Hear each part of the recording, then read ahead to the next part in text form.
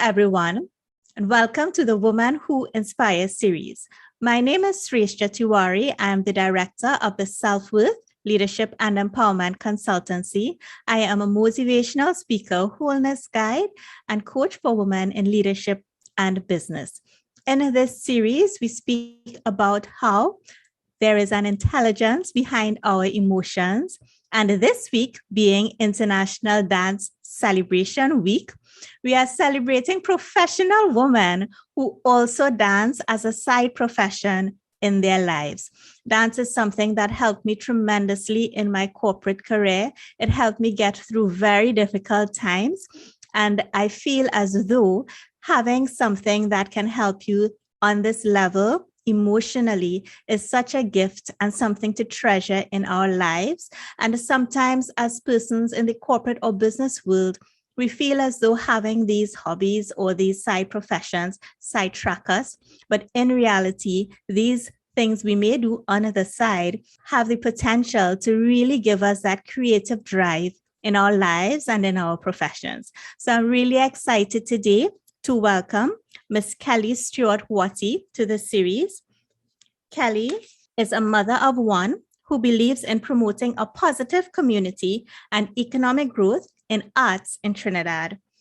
Kelly is the artistic director of Atrawets School of Dance and Dance Education, the CSEC Theatre Arts Dance, the Cape Performing Arts Dance teacher, and the acting head of the Visual and Performing Arts Department at Holy Faith Convent in Couva, where she started the country's first dance candidates for Cape. More recently, Kelly has worked with the Ministry of Education Curriculum Development Department in teacher training, dance curriculum rewrite, and national and regional examination item writing. Kelly is a graduate of the University of the West Indies, DIVIDA Dance Vision International, Imperial Society of Teachers of Dancing, and a current student of the Royal Academy of Dance. Welcome to the series, Kelly. How are you today? I am fine, thank you, Shrishna. Pleasure to be here. It is such a pleasure to have you. So for those of you who don't know, I met Kelly doing Zumba. She was my Zumba mentor for a long time, and still now, if I need help, I will go to her and say, help me choreograph this song. She brings a wealth of knowledge. Anything you ask her to dance, she could show you how to do it, jazz, modern, Latin, anything you ask her, she will help you. When you see her move, you just want to be like her, a magnetic way to project movement through the human body. I'm so excited to have her here, and I'm going to ask her, how were you introduced to dance? I was introduced to dance. First off, thank you very much for those very, very flattering words. I was introduced to dance by my mentor, that would be Eugene Joseph and his wife, Jessica Joseph. When I was quite young, I was introduced via my high school. So there was a secondary school competition when I was going to high school that was aerobathon competition. And one of the teachers took us to the Eugene Joseph Trinidad Dance Theatre for training. And I pretty much never left after that. And so in going there and having that introduction, what made you love dance? I ended up loving dance, not just for the movement, but for the way they taught us. They taught us not just to move on the dance floor, but they taught us how to move along in life as well. And the combination of that impacted me so greatly that I never got it out of my system. Okay, so that's an interesting to say that they taught you how to move along in life as well, because in this series, what I'm trying to promote is emotional health and emotional intelligence. And knowing how to use a tool like dance in your life, to me, is a very powerful thing. So would you be able to explain that a little bit more? Yes, I have very fond memories of telling my now students how things that my then teacher would have said to me, which didn't make a lot of sense to me then, literally click now. One of the lessons that I would have learned from my mentor would be to mind my mouth, meaning sometimes it's really better to stop contributing your thoughts and to stand back and look on to what is happening. So generally, think of yourself as being in a group dance. And while you are in that dance, you are a part of a chorus. And to be a contributing part of that chorus, you have to know your part as well as you have to know the parts of your cast members. And only then, by you doing your part and them doing their part, can we make the entire thing work. So I think that was one of the most prolific lessons that I would have learned from my mentor, and I teach that today. Yeah, and that's such a powerful lesson, because if you relate that to us or persons in the business world, when you have a team, as a leader, the intent is not always to star. You also have to let the persons on your team grow. You have to be okay with them shining and know that the team is together cohesively as a unit, but every individual also has the power to move on or move ahead. And there are times then when we come together and we move as a team. So in terms of life, that is really a very, as you said, prolific example of how being in the arts and being exposed to different concepts and thinking can help you in the corporate and business world. And these are things that really helped me. Well, I was never one to want to stand out or anything like that. But it's things like that from being, because I was in a choir and things like that, you don't always get the solo. It doesn't mean that you're not of value, and it doesn't mean what you are giving is not of value. There's importance in the chorus, as Kelly is saying, and in the leader, and respecting both. In your profession, because you are also a teacher, you were sharing a story with me on how your kids use dance to help them cope during COVID. Would you like to share a little bit about that for the audience? Absolutely. Right now, the girls are working through their cake performing arts responsibilities, and for their SPA, they are all tasked with choreography. And they have to choreograph not only on themselves, but on others as group choreographies. And these girls dealt with some truly emotional topics that were, one, relevant to them, but is relevant to so many other children.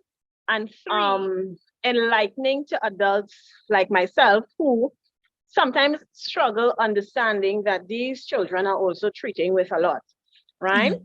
So one of them was, one of the girls lost her father, unfortunately, when she was quite young. She was 8 years. And as an adult, we would tend to think that because she was 8 years, she would be okay, you know, she's not going to struggle too much. But that child is now 18 years, and that child had so much to say, so much unexpressed grief and so much unexpressed non-malicious things like jealousy that she was pretty much ashamed to say out loud and to acknowledge, because she felt that she would be distressing the rest of her family. This child needed to be able to speak about the things that she couldn't speak about or ask about when she was 8 and didn't have that level of understanding.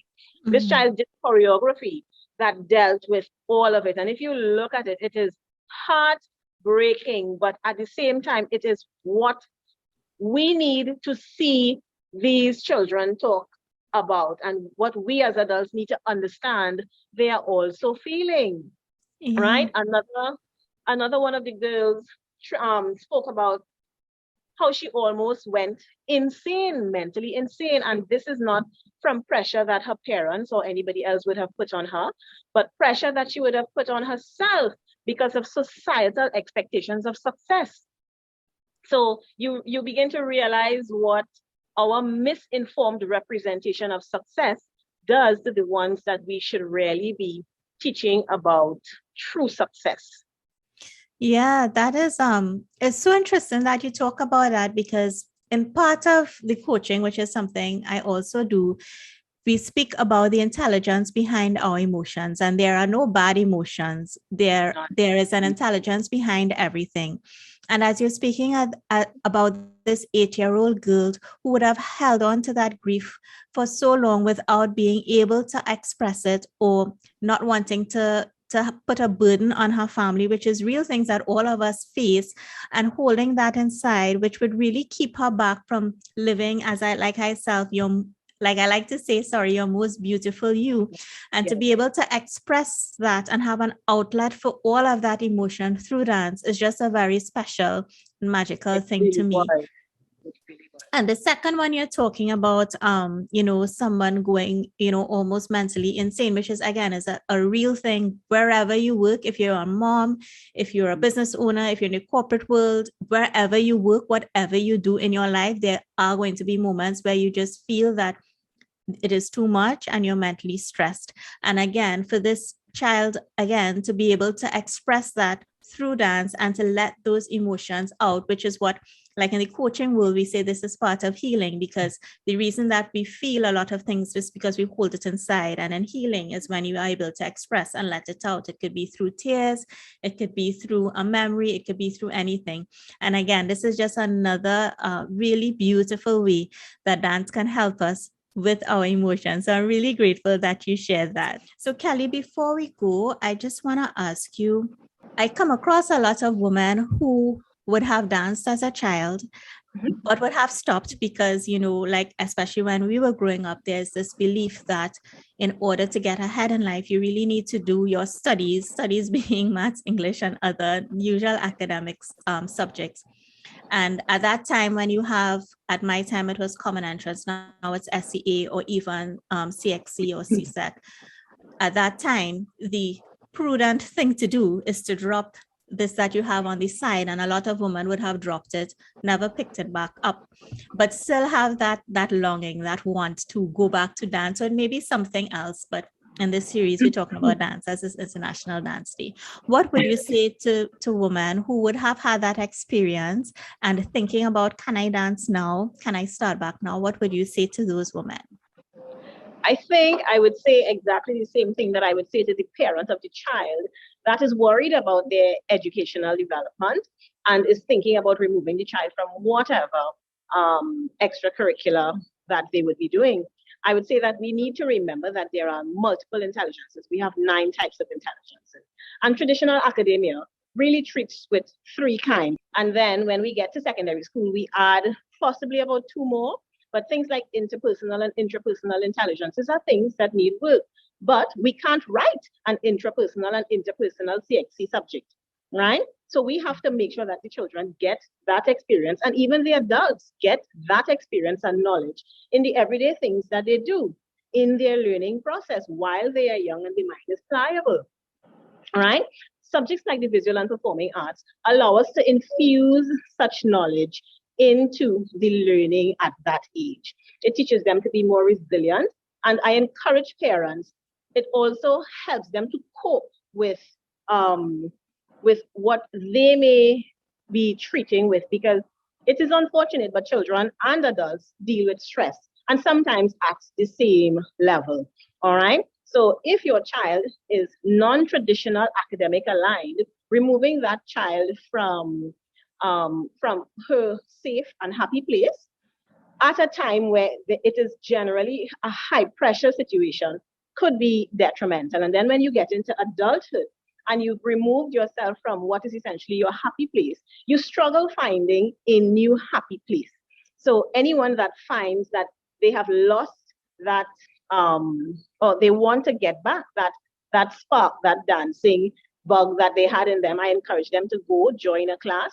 Make sure you go somewhere that is safe and where the teachers know what they are doing, but absolutely go back, because as you get older, inter and intrapersonal skills become very, very important. Many of us complain as adults that we go into somewhere and we have poor customer service. It may not be that the person is a bad person. The person probably just literally does not know how you speak with persons, how to read body language. Those things are skills that we don't teach for examining purposes, but they are viable. So I would definitely encourage them, go back, learn how you make a connection, how you make valuable collections, and how you learn to read persons. And is any age too late to go back or to start? Absolutely not. My classes at my studio, we start with the kids at 2 years old, and we have people over the age of 80 dancing currently. And this is why we would say, make sure you go somewhere that they know how to treat with persons and their various age and limitations. Yeah. And that is so inspiring because, first of all, for the parents who don't understand how much something on the side, it may be on the side at first, it may bloom into that person's career, it doesn't matter, but how much of that could help someone cope with situations, understand how to interact. Because I actually, as Kelly was speaking, I remember the first time we were doing something in dance, and she told me to have a conversation without saying anything. And I was major perplexed. I had no idea how to do that. And I was like, what do you mean? And so she had to show me how to do it without saying anything. But it teaches you so much about your facial expression. Like, a lot of people tell me how I speak with my eyes, you could tell. And I learned that from dance because I did Indian dance. It teaches you about your tonality, your body language, and all the things that Kelly is speaking about. So I really encourage you, for those of you wondering, if you can go back, you definitely can. As Kelly said, make sure it is an environment that would treat with you, your age, and where you are in life, and understand your limitations and know how much they can push you. And if you have children who are asking you, Mommy, I want to go to ballet, Mommy, I want to learn Indian dance, Mommy, I want to learn whatever it is, honor that they want to do this, and at least let them try. And if they stop, that's okay. The point of life is to try things. And if you don't like it, it's okay to say, well, Mommy, I don't want to go again, without feeling offended that, oh my gosh, I made this sacrifice. Because just as we figure out things as adults, children are figuring it out too. And as Kelly said, children go through stress just like us. We don't know how to relate it because they don't know how to communicate when they are stressed. They may cry, they may fuss. We don't know as adults. And I am always telling my daughter, tell me what you're thinking, tell me why you're crying. And she can't do it perfectly. Half the time I don't know, but I just try to honor that feeling that she's going through. So Kelly, I really want to thank you so much for coming on this series and for sharing such a powerful story on what something other than or non-traditional academic can teach you, and how it can relate in your life through resilience, through helping you cope, which are such powerful things in today's world that we need in order to traverse these ever-changing times. So before we go, I want to ask if you have any message you would like to share for women out there. Absolutely. I would like to encourage women, especially, to encourage not just themselves, but their children into anything that you see them displaying a natural skill for. Anything. Maybe you are an excellent baker, you make the best bread. Maybe you should explore that rather than write it off as something that is not viable. This world is evolving, and COVID gave us a golden opportunity to evolve along with it.